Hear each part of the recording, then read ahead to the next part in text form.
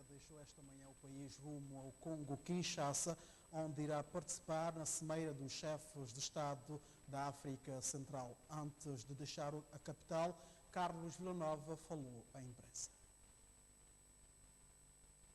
A Cimeira dos Chefes de Estado da África Central vai decorrer em Congo-Kinshasa no dia 25 de fevereiro. Segundo o Presidente da República, Carlos Villanova, ao representar São Tomé e Príncipe nesta Assembleia, tem por obrigação defender os interesses da nação. A Cimeira dos Chefes de Estado da África Central, da Comissão Econômica dos Estados da África Central, tem uma proposta de agenda. E essa proposta de agenda será discutida e adotada. Então, a partir daí, nós saberemos exatamente o que se trata. Mas, de qualquer maneira, devo dizer-lhe que, como representante do Estado santomense, em todos os momentos farei essa representação e, quando for também para sair em defesa do Estado santomense, é minha obrigação, é meu dever fazê-lo. É o que eu farei. Neste encontro, em que estarão presentes cerca de 9 chefes de Estado, Carlos Villanova vai aproveitar a oportunidade para tentar contatos bilaterais com seus homólogos. Aqueles que estiverem com uma agenda que o permita, eu terei encontros bilaterais. Se não, mesmo no tete-a-tete, nós teremos a ocasião de estarmos todos reunidos e é uma grande ocasião de podermos partilhar alguns sentimentos que nos são comuns e sentimentos próprios para que todos sejamos inteirados ao mesmo nível do que se passa nos nossos países. Junta-se à delegação do chefe de Estado, Ministro da Defesa e da Administração Interna, Jorge Amado, que já se encontra em Congo-Kinshasa nas ações preparatórias para esta cimeira. O regresso do Presidente da República está marcado para domingo, dia 26. O Presidente da República reagiu esta sexta-feira aos resultados da investigação aos factos ocorridos no quartel de Moro, na cidade de São Tomé, na madrugada do dia 24 para 25 de novembro de 2022, dirigida pelo Departamento de Investigação e Ação Penal da Procuradoria-Geral da República. O chefe de Estado diz que vê a publicação do relatório com toda normalidade. A Cimeira dos Chefes de Estado da África Central, da Comissão Econômica dos Estados da África Central, tem uma proposta de agenda. E essa proposta de agenda será discutida e adotada. Então, a partir daí, nós saberemos exatamente o que se trata. Mas, de qualquer maneira, devo dizer-lhe que, como representante do Estado santomense, em todos os momentos farei essa representação e, quando for também para sair em defesa do Estado santomense, é minha obrigação, é meu dever fazê-lo. É o que eu farei, se for necessário. Vai aproveitar a oportunidade para encontrar alguns homólogos? Claro, claro. Somos cerca de 9, se não me engano, mas há aqueles que estiverem com uma agenda que o permita, eu terei encontros bilaterais. Se não, mesmo no tete-a-tete, nós teremos a ocasião de estarmos todos reunidos e é uma grande ocasião de podermos partilhar alguns sentimentos que nos são comuns e sentimentos próprios para que todos sejamos inteirados ao mesmo nível do que se passa nos nossos países. O ex-presidente da Assembleia Nacional, Delfim Neves, vai pedir uma indemnização ao Estado pelos danos sofridos na sequência dos acontecimentos de 25 de novembro, em que foi detido por alegado envolvimento na dedução ou da acusação do Ministério Público, decidiu arquivar o processo contra Delfim Neves. O mesmo convocou esta sexta-feira a imprensa e disse sentir-se triste com toda esta situação. Depois do Ministério Público arquivar o processo contra o cidadão Delfim Neves, esta sexta-feira, em conferência de imprensa, Neves lamentou, em primeiro lugar, as declarações proferidas pelas autoridades na altura, para depois dizer que desde o início não tinha nada a temer. Delfim Santiago das Neves, ex-presidente da Assembleia Nacional, não tem mais nada a ver com este processo, tal como havia dito desde o início. Quem diz isso é o próprio detentor do processo penal, neste caso, o Ministério Público. Devo também lamentar, de forma muito clara, a atitude dos responsáveis do Estado que precipitadamente fizeram declarações fúteis e de muita irresponsabilidade. Perante esta situação, o cidadão Delfim Neves apresentou uma queixa contra o Estado santomense, exigindo o pagamento de uma indemnização pelos danos sofridos. Nós vamos levar isso às últimas consequências. Há que se pagar, o Estado vai ter que indemnizar. E saibamos todos que mesmo essa indemnização não vai ressarcir os danos que este cidadão e a sua família sofreu.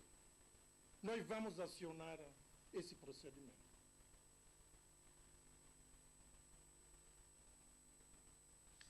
E para falar deste despacho do Ministério Público sobre os acontecimentos de 25 de novembro de 2022, está nos estúdios da TVS, Oscar Bahia. Boa noite. Que comentário faz deste primeiro despacho do Ministério Público à volta dos acontecimentos de 25 de novembro no quartel de Morro? Boa noite a todo o auditório nacional, boa noite aos senhores telespectadores.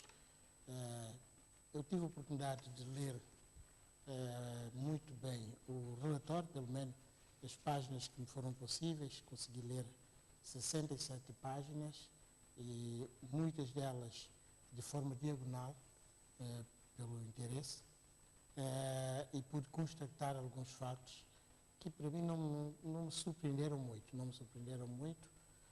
Desses factos há que se destacar o primeiro facto do ator moral desta intentona, deste plano estratégico, pelas declarações produzidas pelos envolvidos. Desde logo, muitas declarações, enfim, o nome do senhor Alessio Costa, o malogrado, era referido como realmente o autor dessa intentona, desse plano estratégico de assalto ao quartel, e que, pelas declarações, houve, portanto, muitas e muitas reuniões com os envolvidos e que, enfim,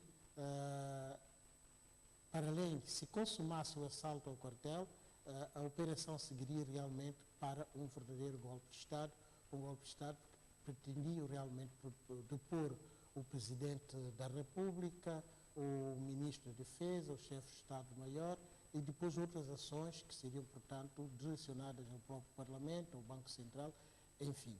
E, portanto, é irrefutável, portanto,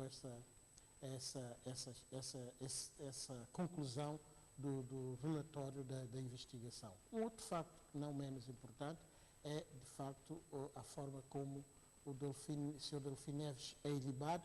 Aliás, já estava eu, no momento, há 3 meses atrás, estava eu precisamente a pensar que não havia possibilidades de, enfim, envolver o Sr. Delfim Neves, porque, como o relatório fez constar, houve muito disse, eu ouvi dizer, e eu pessoalmente, há 3 meses atrás, eu tinha dito que se está morto quem disse que ele estava envolvido, não há como envolvê-lo nessa operação. Portanto, até que se consiga provar em contrário, foi o processo todo ele arquivado e o Sr. Delfim Neves, portanto, sai ilibado desse processo. Há um outro aspecto que é preciso ressaltar. A operação, tanto quanto deu para perceber através das declarações dos envolvidos, essa operação teve início desde 2021, pouco antes mesmo da realização das eleições presidenciais, teve lugar a 18 de julho de 2021. Isso faz, portanto, cai por terra qualquer o propalado de que o atual governo pudesse estar envolvido. Não há como mais de um ano atrás, com a preparação do golpe, com a preparação do plano estratégico, possa haver qualquer possibilidade de o atual governo estar envolvido. Cai automaticamente por terra, daí que, portanto, enfim, já não poderá haver dúvidas em relação a essa matéria. Mas o facto mais grave que pude constatar neste relatório é que havia um militar que foi convidado para fazer a parte da execução do plano estratégico, que passou a ser um infiltrado. Passou a ser infiltrado e levava as informações para os seus responsáveis, as chefias militares. E não só, tanto quanto depois o relatório pôde constatar, essas informações circularam por serviço de informação da inteligência ou contra-inteligência, o secretário de Segurança Interna e, portanto, chegou inclusivamente ao chefe do governo. É aí que, para mim, é mais grave. Poder-se-ia evitar toda essa tragédia ocorrida na noite de 24, estou a falar do anterior governo, poder-se-ia ter evitado toda essa tragédia ocorrida no dia 24 a 25 de novembro, porque as pessoas sabiam da preparação do assalto. As autoridades, todas elas sabiam. Daí que, portanto, eu classificaria isso, foi uma irresponsabilidade total, ou uma incompetência das autoridades naquela altura. Portanto, eu, na altura, já uma vez, eu tinha dito que se pretendia queimar o arquivo quando o anterior ministro da Defesa tivesse sido evacuado de emergência num avião e que as autoridades tinham dito que iriam, portanto, revelar através de um inquérito mandado instaurar e que até hoje esse inquérito não aparece. Portanto, houve muita irresponsabilidade das anteriores autoridades, muita incompetência mesmo. Portanto, na minha perspectiva, os factos devem ser apurados, as pessoas devem ser responsabilizadas, pelo menos administrativa e politicamente, porque teríamos evitado todo este banho de sangue que ocorreu, portanto, na madrugada ou no dia 25 de novembro. Disse que, obviamente, a nota do Ministério Público diz que o processo contra o Delfim Neves está arquivado, mas também abre a possibilidade de reabrir caso houver factos novos. Acredita que com a morte dos envolvidos não é possível conseguir factos novos caso haja mesmo envolvimento de outros cidadãos nesta situação? Daquilo que eu pude perceber das declarações, o Ministério Público, através dos seus investigadores, fizeram um trabalho profundo. Consultaram os computadores, os telemóveis, as anotações, os cadernos, etc. Muita documentação, e parece-me que nenhuma dessa documentação envolvia o Sr. Delfim Neves. Agora, se realmente aparecer, que eu tenho muita dúvida que possa aparecer, portanto, nessa primeira investigação não se conseguiu apurar, não obstante essa exaustiva investigação, esse exaustivo relatório, para quem puder depois ter o tempo, como eu tive de o ler, não vai, portanto, encontrar absolutamente nada que possa envolver o cidadão, o senhor ex-presidente da Assembleia Nacional, o Sr. Delfim Neves. Portanto, daí que podem sim, se realmente encontrarem outras provas, mas eu vou manifestar, portanto, a minha dúvida. Eu repito, as autoridades anteriores, sabendo, portanto, da preparação, houve, portanto, uma grande inércia, houve uma grande impreparação das próprias autoridades, houve, portanto, enfim, um deixa-andar das autoridades. Essas autoridades terão que assumir a sua responsabilidade e dizerem, o povo quer saber, por que isso aconteceu. Poderia-se ter evitado todo este banho de sangue ocorrido no dia 25 de novembro, se essas autoridades fossem, portanto, mais consequentes, fossem mais responsáveis e fossem mais competentes. Ok, por aquilo que leu, fica claro que houve tentativa de golpe de Estado. Sim, não tenho mais dúvida, pelo menos aquilo que eu pude ver, daquilo que foi apurado, houve realmente uma primeira... o plano consistia, em primeiro lugar, em assaltar o quartel-geral, o quartel do Exército, o quartel do Moro, a recuperar, enfim, apoderar-se de algumas armas, distribuir, e depois daí fazer o resto. E esse fazer o resto era exatamente destituir o Sr. Presidente da República, destituir o Sr. Primeiro-Ministro. Portanto, se era essa a intenção, nós estamos realmente na presença de uma tentativa de golpe de Estado. Pela informação que teve à volta deste acontecimento e por aquilo que leu, do resultado do inquérito do Ministério Público, acha que o Ministério Público fez um bom trabalho ou há coisas que precisavam ser investigadas para depois apurar responsabilidades? Pelo menos o relatório é muito claro e é um relatório que levou quase 3 meses para ser concluído, com os investigadores, quer nacionais como os investigadores que vieram do fora para ajudarem o Ministério Público. Eu suponho que o trabalho está perfeitamente bem elaborado e que, enfim, não me pareceu que haja mais dúvidas, porque 2 fatos importantes, como eu disse, que foram apurados, é exatamente descobrir quem era o autor moral e todos os outros implicados eram autores materiais.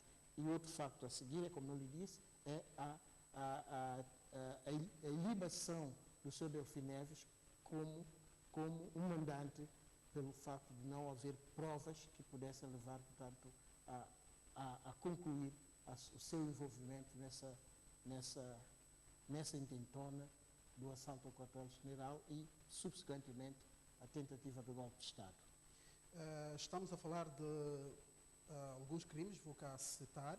Estamos a falar de crimes de alteração violenta do Estado de Direito, 7 crimes de homicídio qualificado na forma tentada, 1 crime de ofensas corporais com dolo de perigo, crime de sequestro agravado e crime de detenção de armas proibidas.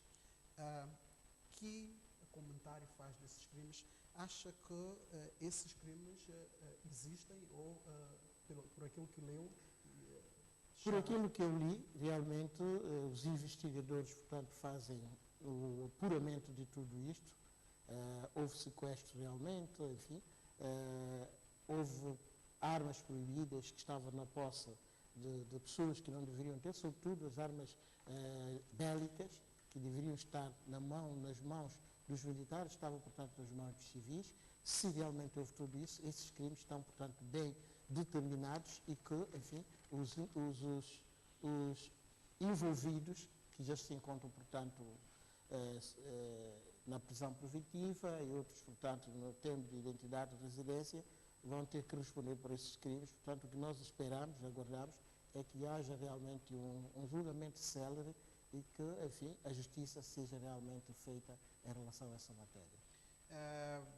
Sobre a questão da intentona contra o Estado, o golpe de Estado, a tentativa, está claro o relatório, a questão também da ilibação do Delfim Neves, mas o Ministério Público vai continuar a investigar a questão das mortes que tiveram lugar no quartel-general.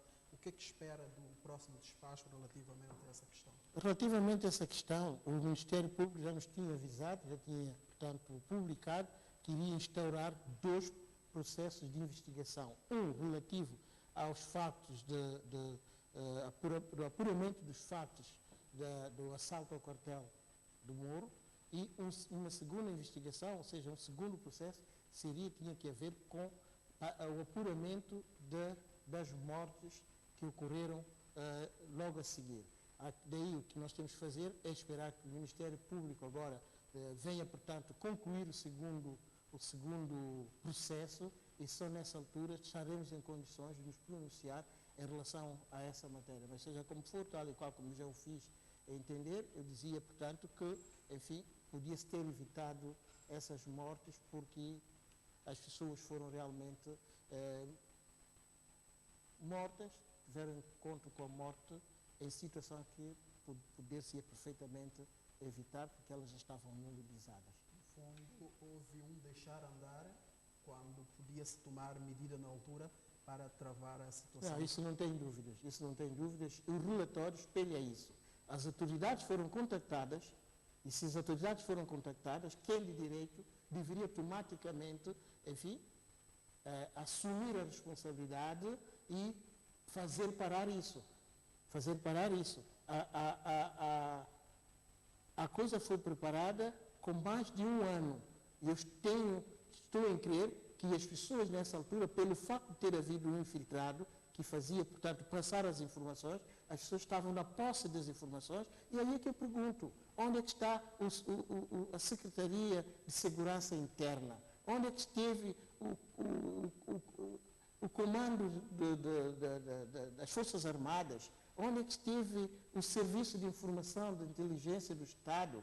Onde é que esteve o senhor Primeiro-Ministro, os governantes, o Ministro de Defesa, enfim, tudo isto deve ser apurado porque alguém tem que assumir as consequências, alguém tem que pagar por essa inércia, alguém tem que pagar por esse desleixo, enfim, deixando das mãos dos miliantes fazer acontecer o que aconteceu no dia 25 de novembro, quando tinha-se tudo para fazer, para proteger essas pessoas, proteger no sentido de ter, portanto, enfim, ir ao encontro delas, fazê-las pagar, pelo menos pela iniciativa, a intenção de levar a cabo esse plano estratégico e, portanto, ter-se poupado, enfim, a vida dos que depois acabaram por morrer. Obrigado, Oscar Bahia. A continuação de uma boa noite e até a próxima ocasião. Boa noite.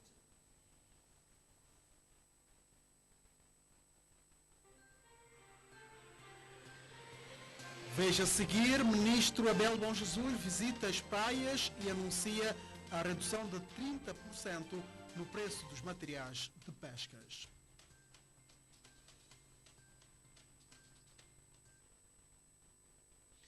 O Banco Mundial considera a transição energética como projeto prioritário para São Tomé e Príncipe, disse o diretor-geral desta instituição financeira internacional da sub-região africana numa conferência de imprensa dada esta sexta-feira num dos hotéis da capital.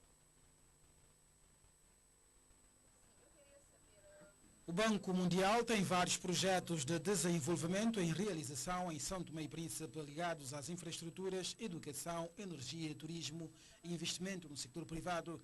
Tem um portfólio de 167 milhões de dólares para investir em São Tomé e Príncipe. Notre portefeuille inclut aussi des projets dans le domaine de l'énergie. O nosso portfólio inclui também projetos no setor da energia hidroelétrica e a necessidade de assegurar as obras da barragem do Contador para que possamos atingir um mix energético que seja mais favorável às fontes de energias renováveis para assegurar que São Tomé e Príncipe não produz apenas energia térmica, o que cria um grande problema ambiental e financeiro, custa caro e destrói o equilíbrio financeiro da empresa EMAI. Puisque ça coûte extrêmement cher et ça détruit l'équilibre financier de la compagnie d'électricité EMAI. O Banco Mundial está a apoiar o país na transição energética, investindo vários milhões de dólares em diferentes projetos. Considera que a reforma da empresa de água e eletricidade deve ser considerada de prioridade para o país. Nous avons convenu que la réforme de EMAI est extrêmement importante. Convenhamos, portanto, que a reforma da EMAI é extremamente importante. Iremos assegurar que a EMAI seja eficiente e estável, focada na produção de energia a custo baixo e não que faça tudo. Deverá fazer o trabalho de geração e distribuição de energia e não ser uma ferramenta de proteção social. Pela nossa experiência, o problema da EMAI nada tem a ver com dinheiro, mas sim de vontade política e de reforma. Já vimos exemplos de empresas semelhantes que têm um funcionamento pleno porque separaram claramente as atividades da empresa das outras preocupações sociais e políticas do país. É importante que todos os setores do país se concordem em alinhar-se a esta mesma direção para que esta reforma aconteça. Está claro que a EMAI tem problemas sérios ao nível da gestão, ao nível operacional e técnico, que os nossos colegas técnicos especialistas identificaram e poderão trabalhar com o governo para encontrar soluções.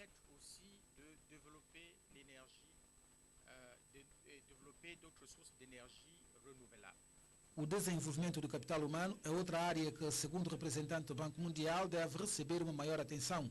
Por isso, no âmbito do portfólio existente para São Tomé e Príncipe, cerca de 20% dos investimentos são para a educação. La stratégie de développement économique de Sao Tomé et Príncipe ne peut être une réussite que si A estratégia de desenvolvimento econômico de São Tomé e Príncipe só pode ser um sucesso se ela for acompanhada de desenvolvimento de um capital humano de qualidade, uma educação de qualidade e um sistema de saúde de qualidade. E é isso que vai atrair investimento privado e turístico. Tivemos vários encontros com os diferentes líderes do governo para que focalizemos na criação do capital humano, sobretudo das mulheres. Mais mettre l'accent sur l'autonomisation des femmes. Banco Mundial apresentou a sua disponibilidade de cooperar e apoiar o país na sua jornada rumo ao desenvolvimento. A delegação do Banco Mundial que se encontrava no país esteve no Príncipe em visita de trabalho. A equipa foi recebida por autoridades regionais.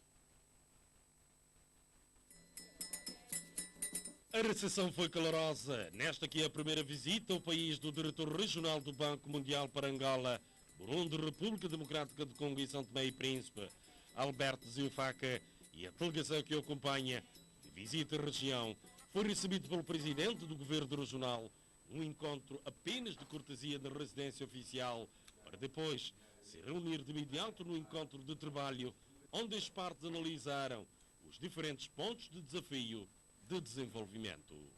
The objective of our mission is to listen to authorities. O objetivo desta missão especificamente é de auscultar as autoridades de Príncipe, também seria uma oportunidade para auscultar o setor privado, a sociedade civil, para ver de que forma o Banco Mundial pode de facto trabalhar conjunto, tanto com as autoridades e o povo de Príncipe, naquilo que são os seus grandes desafios de desenvolvimento. Tivemos discussões muito proveitosas com a Sua Excelência, Sr. Presidente da Região Autónoma do Príncipe, e se há um ponto de convergência que nós encontramos tem a ver com a necessidade da digitalização, isto é, a conectividade, que é de facto algo que é muito importante, que poderá trazer outros serviços para a região. Portanto, a economia digital é de facto importante e neste momento nós temos um projeto de conectividade com a região. Outro ponto de convergência tem a ver com transformação digital para a região autónoma do Príncipe, porque os empregos do futuro têm uma ligação direta com a transformação digital. Portanto, essa é uma outra conversa que tivemos. Após a conclusão do projeto de conectividade, haverá necessidade também de olhar para o empreendedorismo digital. E o empreendedorismo digital, portanto, inclui o elemento que tem a ver com a facilitação de quem faz negócio, portanto, do empresariado, mas também a própria conexão das próprias atividades do governo e tornando-as digital. The ease of doing business on the island.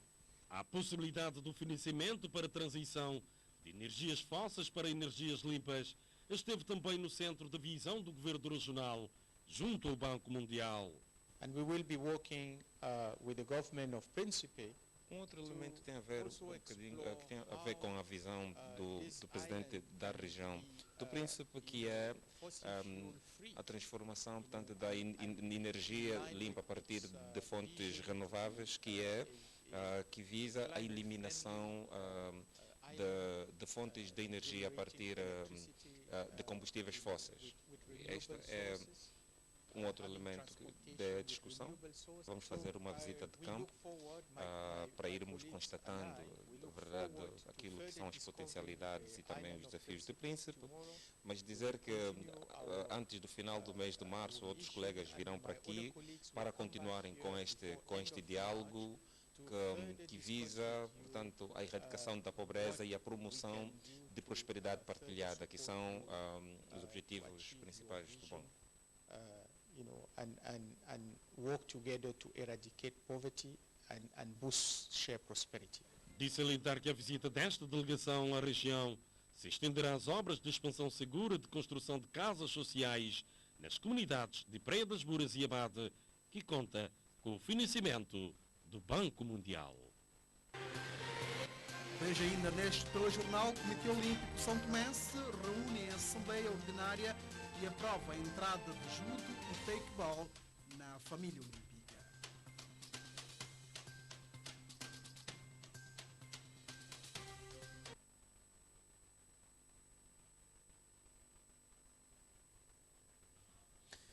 Os projetos inseridos no programa de políticas agroalimentares sustentáveis foram avaliados esta sexta-feira. O cenário que decorreu no CATAP serviu igualmente para traçar novas ações para os próximos 3 anos, que privilegia a aposta na produção biológica.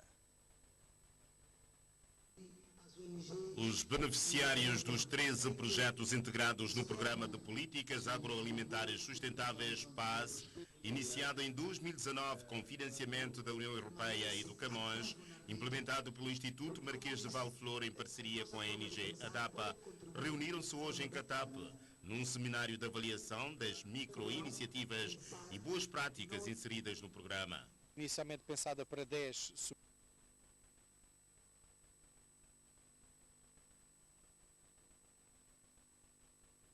subvenções, acabaram por ser 13 no final, entre 7 a 10 mil euros cada subvenção, com os chamados apoio em forma de fundos de arranque, ou seja, nós conseguimos subcontratar empreiteiros para fazer obras para criarmos zonas para a pecuária, criação de galinhas, criação de porcos, criação de coelhos, pequenas obras para a instalação de equipamentos, depois fundos de arranque em fatores de produção, porcos, galinhas, pintos de dia, ração, produtos agrícolas diversos, etc.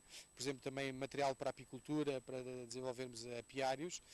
Depois também com alguma capacitação às próprias organizações, com formação em elaboração de planos de negócio, com formação, por exemplo, em abate em condições de segurança dos animais de ciclo curto, com formações em como criar animais de ciclo curto, com enfoque nas galinhas, portanto os coelhos, também os porcos, também na área da transformação de pescado, na área da apicultura, etc. 3 anos depois, o tempo é da avaliação do que foi o que está a ser feito. Ou seja, existe mercado, conseguem fornecer um produto à procura, o produto tem qualidade, tem preço e, portanto, existe essa procura, ou porque adotaram uma boa prática no sentido de ser uma associação dirigida por mulheres, destinada a apoiar mulheres rurais, ou porque também vão ao encontro daquilo que são as prioridades de políticas de segurança alimentar também nacionais, ou porque também respondem ao aumento do custo de preço de vida que todos sentimos, não só no gasóleo e na gasolina, mas também no custo dos bens alimentares e, portanto, se houver capacidade de resposta da produção nacional, vai, em teoria, baixar um bocadinho ou minimizar um pouco o impacto de que é a importação de bens alimentares e de outros fatores de produção essenciais. E, portanto, se pudermos ter os diferentes agricultores a ajudar a economia nacional e a colmatar estas dificuldades com produtos locais que entram dentro do cabaz alimentar tradicional são tomense, já ficamos com o objetivo atingido.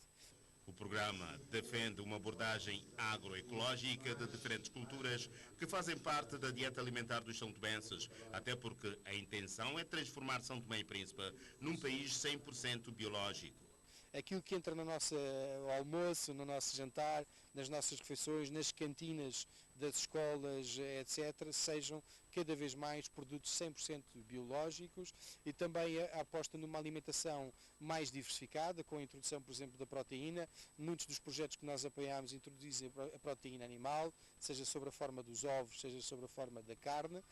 Trabalhamos também com uma maior variedade de produtos que podem compor esse cabaz nutricional e, inclusive, por exemplo, com o fornecimento de mel, com o fornecimento de produtos transformados, especiarias e outro tipo de coisas que vão enriquecer, obviamente, a gastronomia local. No encontro desta sexta-feira, foi elaborado igualmente um plano de ação para os próximos 3 anos, contribuir para a segurança alimentar e nutricional e para o desenvolvimento sustentável e inclusivo em São Tomé e Príncipe, é o objetivo principal do programa PAS. O Ministro da Agricultura, Desenvolvimento Rural e Pesca reduziu a quase 30% o preço dos materiais de pescas existentes no armazém da Direção das Pescas, disse o Ministro Abel Bom Jesus quando realizava uma visita ontem às praias Gamboa, Cruz e Luxinga. A visita vem no âmbito de uma nova reforma que o Ministro da Agricultura, Desenvolvimento Rural e Pescas está a implementar. Com o lema Governar para melhor construir, Abel Bom Jesus foi ao encontro dos pescadores e baleias para inteirar-se melhor dos seus problemas e buscar soluções conjuntas. Está enquadrada na nova dinâmica que nós estamos a dar ao Ministério, que é o Ministério de Proximidade, porque aqui nas comunidades, tanto elas pescatória como agrícola, nós estamos próximo dos pescadores, dos agricultores, dos criadores, e a partir deles nós conseguimos identificar os problemas, como tem sido feito, e nós partimos para a busca das soluções. O governo já tem em carteira um conjunto de coisas para fazer, mas ainda assim nós precisamos fazer uma escutação popular, como nós estamos a fazer, porque nós já vimos que no passado cometemos erro em adquirir acessórios, ou seja, materiais de pesca e não só, que não serviram para os pescadores. Mas se nós incluirmos eles, ouvi-los e eles próprios dizer aquilo que eles precisam, então nós acreditamos que só assim poderemos melhor servi-los.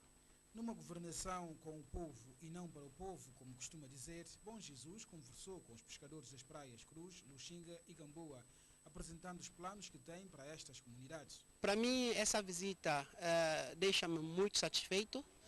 Eu sei que o povo está tenso e é normal, mas nós como governante temos que vir aqui sempre, porque temos que estar próximo do povo, porque só próximo ganhamos a confiança e sem a confiança nós não teremos como governar, porque nós temos uma governação que eu tenho dito sempre, que o 18º governo está a governar com o povo e não governar para o povo.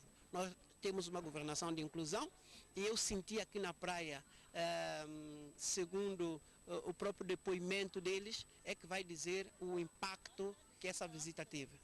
Porque nós estamos aqui, nós vamos continuar a fazer, identificamos alguns problemas que são urgentes, que nós vamos resolver, não obstante as dificuldades, mas nós temos também que saber que temos um povo à espera e temos que trazer a solução para os seus problemas. Os membros destas comunidades apresentaram as suas preocupações e Bom Jesus, acompanhado do diretor das pescas e outros membros do seu gabinete, aproveitou para anunciar as boas novas.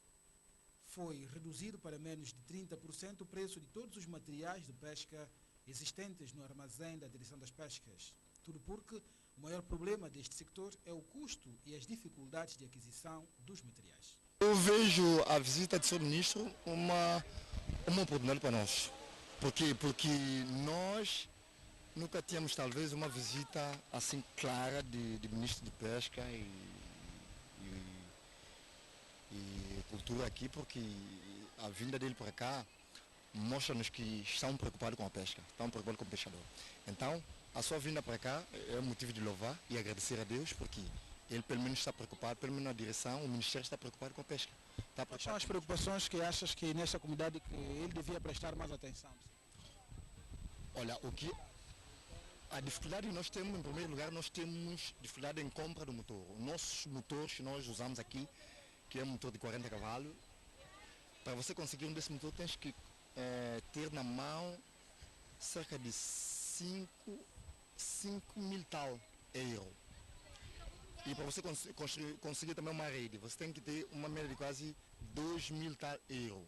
Então, totalizando, para você conseguir uma dessa embarcação, tu tens que ter mais ou menos 12 mil euros para conseguir uma embarcação. Então, a maior dificuldade é o valor que nós estamos a desembarcar para conseguir uma embarcação é muito elevado. E isso tem contribuído também para a pobreza dos pescadores. É preciso nós abraçarmos a causa todos juntos e darmos resposta. Nós temos algum material no armazém, o ministro já autorizou baixa de preço, então fala com o Bolingô ou vai diretamente para a direção das pescas, a gente vê lá o que tem, então vendemos. Percorreram todas as praias a pé, puderam ver em que situação está as 3 comunidades pescatórias. Viu o trabalho que está a ser desenvolvido pelo projeto ACA no âmbito de proteção da orla marítima. Depois visitou também em Diogo Nunes o espaço em que se prevê a construção de um porto para pesca industrial com o financiamento do governo japonês. O Comitê Olímpico de São Tomé e Príncipe aprovou o orçamento para este ano e o plano de atividades. Foi durante a Assembleia Geral, onde foi aprovada a entrada de judo e takeball na família olímpica. São vários documentos analisados e aprovados nesta Assembleia Geral do Comitê Olímpico Santomense. Desde logo o orçamento do ano 2022, o relatório da Comissão Executiva, o relatório financeiro e o plano das atividades para o presente ano. O momento serviu também para debater os problemas da organização com o objetivo de encontrar soluções para ultrapassá-los.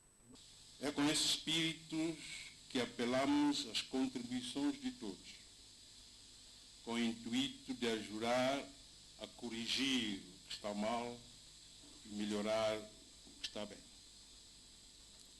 A pandemia da Covid-19 ofereceu-nos a todos e a cada um de nós em particular uma oportunidade única de sermos mais unidos e trabalharmos coletivamente ao serviço daquilo que fazemos.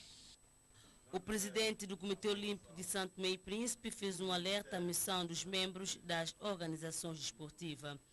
Cada dirigente desportivo nacional deve ser uma referência pela positiva. Eu tenho vindo a insistir, cada vez que tenho a oportunidade de pronunciar, de que juntos somos mais fortes, mesmo com as nossas diferenças.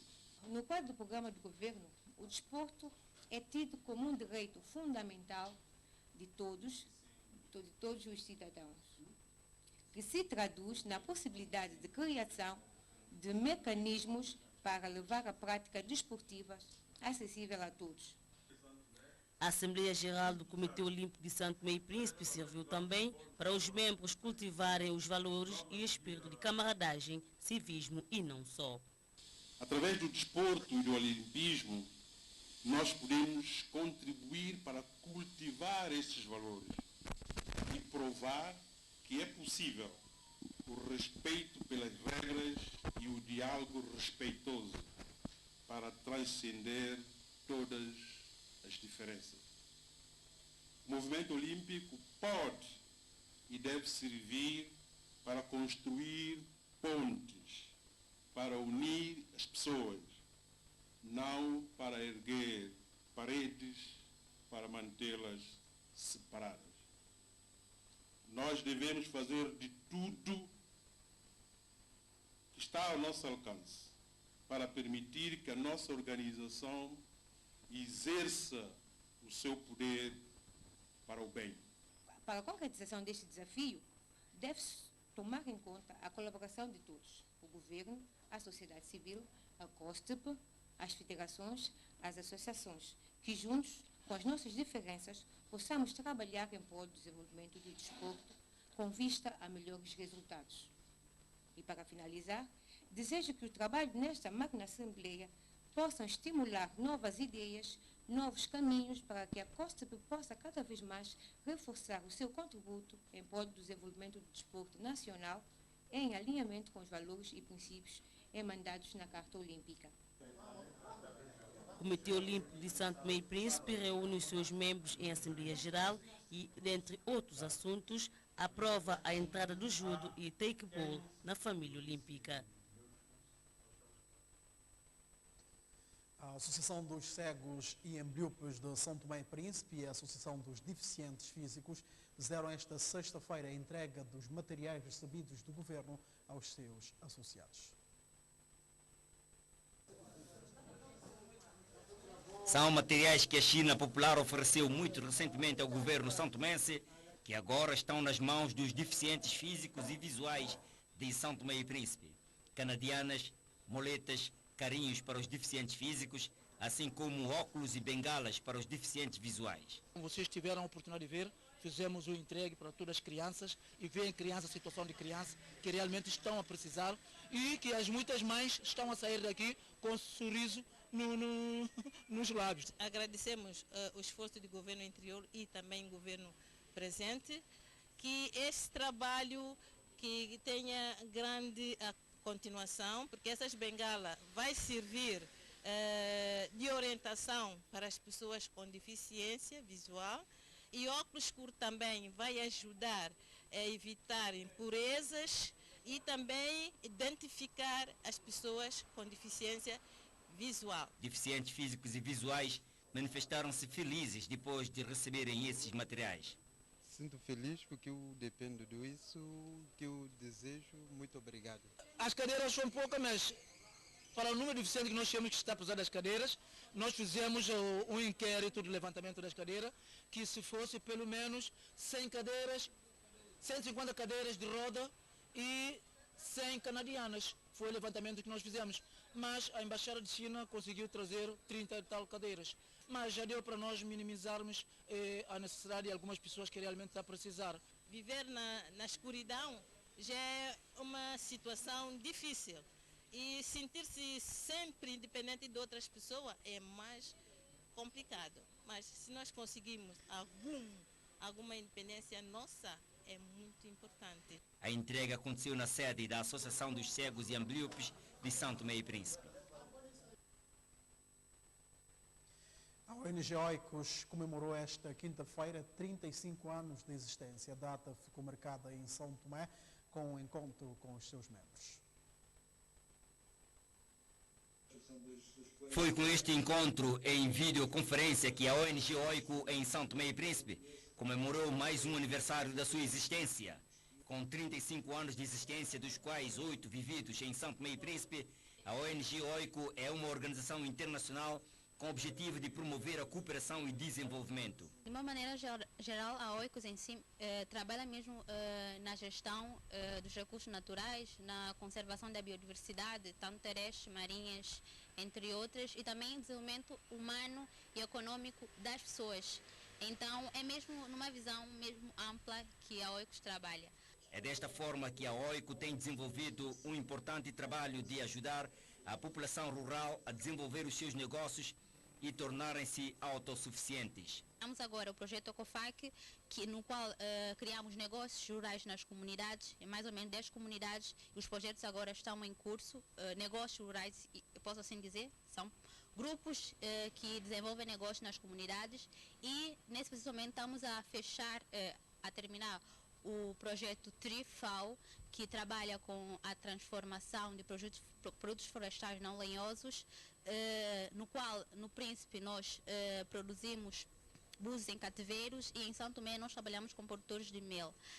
Também estamos agora, nesse momento, trabalhando com o Liqueza Telanó, o projeto Liqueza Telanó, que é financiado pelo GEF, no qual nós estamos, nesse momento, trabalhando com famílias de agentes que trabalham nesse processo de cadeia de produção de carvão e madeira. Um trabalho que conta com a boa parceria que a Oico estabelece com a BirdLife e os Guardiões de Ossobo.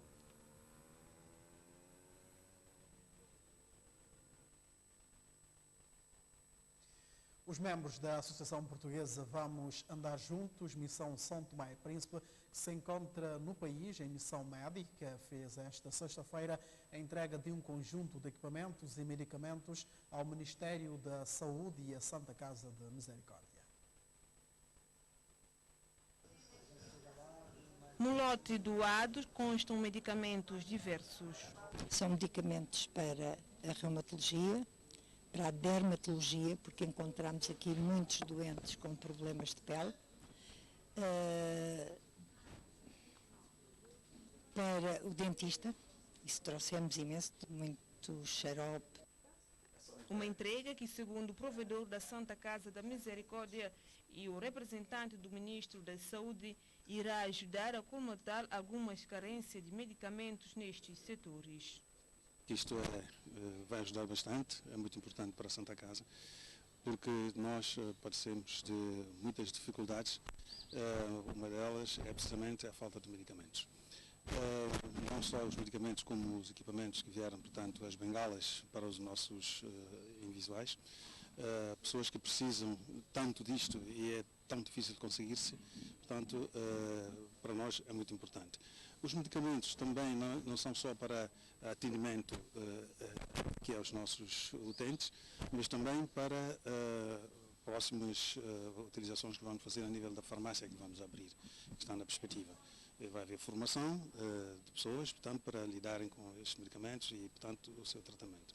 Daí que agradecemos bastante a andar, que cá veio com todos esses equipamentos. A associação, conhecedor bem das nossas carências, as fragilidades, sim, estão sempre prontos a dar esse tipo de contribuição que muda, né, dá bastante significativamente uma grande resposta às nossas necessidades, nossas carências.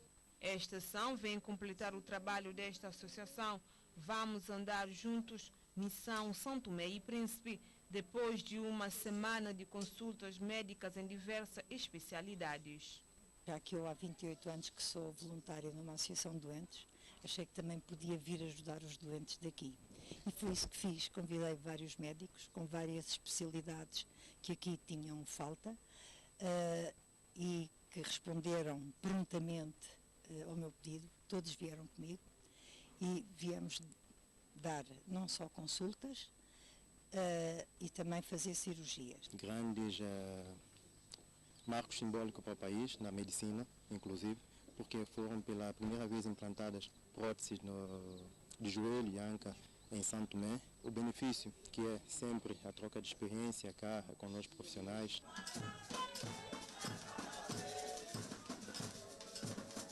Em gesto de agradecimento, os idosos do Lar Simão Godinho, onde decorreu o ato da entrega, brindou aos presentes com uma atuação musical.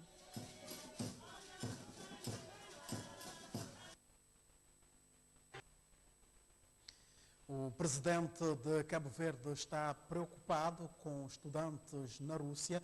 Os 50 estudantes universitários cabo-verdianos que estão na Rússia continuam com problema em receber bolsas de estudo devido às sanções internacionais.